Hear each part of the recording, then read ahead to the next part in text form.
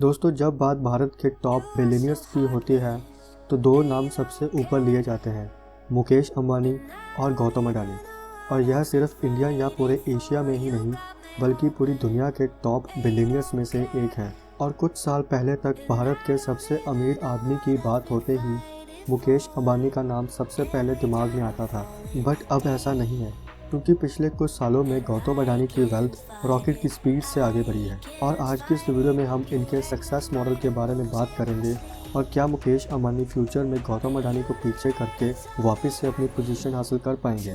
तो जानने के लिए इस वीडियो को पूरा देखिएगा। नमस्कार दोस्तों, मैं हूं रोहित और स्वागत है आपका मेरे इस YouTube channel keep it simple में। तो चलिए आज की इस वीडियो को शुरू करते हैं। Today, real-time data on the Bloomberg Billionaires Index showed that Indian industrialist Gautam Adani has overtaken French billionaire Bernard Arnault to become the world's third richest person. Controls companies ranging from ports and aerospace to thermal energy and coal. He is also trying to take a majority stake in one of the country's biggest news networks, NDTV.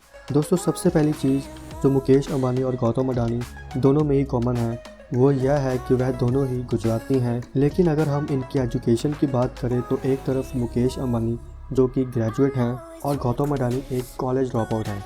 और इनके college drop out होने का कारण था lack of financial resources. लेकिन एक college drop out होने के बावजूद भी इन्होंने अपने दम पर इतने बड़े एम्पायर को खड़ा कर दिया। लेकिन वहीं मुकेश अंबानी ने अपने पिता के बिज़नेस को आगे बढ़ाया।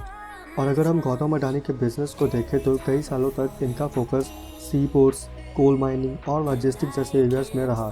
बट रिलायंस इंडस्ट्रीज़ का पूरा बिजनेस ऑयल एंड पेट्रोलियम पर फोकस था।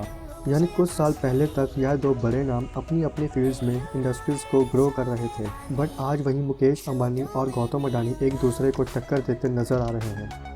और अब बात करते हैं कि कैसे मुकेश अंबानी और गौतम अडानी दोनों की बिज़नेस स्ट्रैटेजी एक दूसरे से अलग है।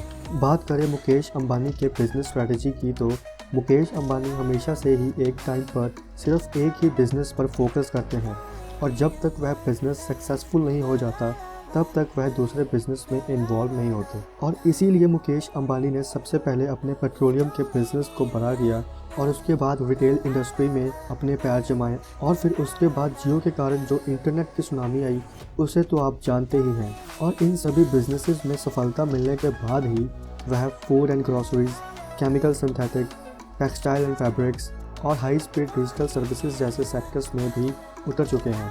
और वहीं गौतम अडानी की बात करें तो उन्होंने सबसे पहले बिज़नेस की शुरुआत पोर्ट से की और फिर लॉजिस्टिक और उसके बाद पावर प्लांट और ऐसे ही नए नए बिजनेसेस में एंटर करते गए। और पिछले कई सालों में उनके बिजनेसेस काफ़ी तेज़ी से एक्सपैंड किए हैं और गौतम अडानी ने ऑलमोस्ट सभी सेक्टर्स में अपना बिजनेस खड़ा किया है। गौतम अडानी के लॉजिस्टिक, पोर्ट और पावर के अलावा और भी कई बिजनेसेस हैं जैसे कि gas, cement, agriculture, green energy, transmission और ऐसे ही कई सेक्टर्स में उनके कई सारे बिजनेसेस हैं। और दोस्तों, अब बात करते हैं कि भारत के इन दो बिलियनियर्स की कंपनीज़ के ऊपर कितना लोन है। तो दोस्तों, मुकेश अंबानी की रिलायंस कंपनी के ऊपर 2019 तक लगभग 3.5 लाख करोड़ से भी ज़्यादा का लोन था। और इसी वजह से तब मार्केट में भी यह चर्चा हो रही थी कि इतने बड़े लोन को मुकेश अंबानी निपटाएंगे कैसे। पर अगस्त 2019 में ही उन्होंने यह बता दिया था कि वह सिर्फ एक साल के अंदर ही पूरे लोन को चुका देंगे और रिलायंस कंपनी को एक ज़ीरो डेट कंपनी बना देंगे। लेकिन कई लोगों ने तब इनकी बातों को सीरियसली नहीं लिया। पर मुकेश अंबानी ने जियो और अपनी दूसरी कंपनीज के कुछ शेयर्स बेचकर इस लोन को पूरी तरह से चुका दिया और वो भी एक ही साल में, जैसा कि उन्होंने बोला था। तो दोस्तों, दूसरी तरफ अगर गौतम अडानी की बात की जाए तो जितनी तेज़ी से उनके बिजनेसेस एक्सपैंड कर रहे हैं उतनी ही तेज़ी से वह कर्जे में भी डूबते जा रहे हैं। और इसका एक मुख्य कारण यह है कि गौतम अडानी जिस भी बिज़नेस में एंटर करते हैं वह उसके लिए लोन ले लेते हैं। इंडियन एक्सप्रेस की एक रिपोर्ट के अकॉर्डिंग अडानी ग्रुप की 6 लिस्टेड कंपनीज़ के ऊपर 2021 से 2022 के बीच लगभग 2.6 ट्रिलियन रुपीज़ का कर्जा है। दोस्तों, अब बात करते हैं इन दो बिलियनियर्स की बिज़नेस स्ट्रैटेजी की। तो Gautam Adani business to business model strategy को यूज़ करते हैं, यानी वह अपने प्रोडक्ट्स को डायरेक्टली दूसरी कंपनीज़ को सेल करते हैं। और वहीं Mukesh Ambani business to business के अलावा बिज़नेस टू कंज्यूमर मॉडल का भी इस्तेमाल करते हैं, यानी वह अपने प्रोडक्ट्स को सिर्फ दूसरी कंपनीज़ में ही नहीं बल्कि डायरेक्टली कंज्यूमर्स को भी अपने प्रोडक्ट्स और सर्विसेज सेल करते हैं।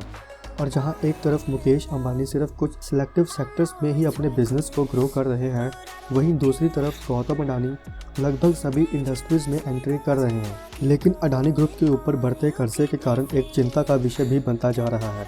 लेकिन फिलहाल तो गौतम अडानी की नेटवर्थ पर इन सब का कोई असर दिखाई नहीं दे रहा। और अगर सब कुछ गौतम अडानी के अकॉर्डिंग चलता रहा तो फिर जल्द ही इंडिया का एक बिजनेसमैन पूरी दुनिया पर राज कर रहा होगा। तो दोस्तों, आपको क्या लगता है कि मुकेश अंबानी गौतम अडानी को पीछे छोड़कर दोबारा से पहला स्थान हासिल कर पाएंगे कि नहीं? अपना जवाब हमें नीचे कमेंट्स में ज़रूर बताना। हाँ, लेकिन एक बात तो पक्की है कि इन दोनों के बिजनेसेस की ग्रोथ से इंडिया की तरक्की ज़रूर होगी। तो वीडियो अच्छी लगी हो तो वीडियो को लाइक और चैनल को सब्सक्राइब जरूर करें। और अगर आप इस चैनल पर नए हैं और ऐसे ही यूज़फुल और इंटरेस्टिंग वीडियोस देखना पसंद करते हैं तो हमारे इस चैनल कीप इट सिंपल को ज़रूर सब्सक्राइब करें और बेल आइकन दबाएं ताकि आप हमारी आने वाली वीडियोस को देख पाएँ। तो आज की इस वीडियो में बस इतना ही और मिलते हैं फिर ऐसे ही किसी और इंटरेस्टिंग वीडियो के साथ। जय हिंद।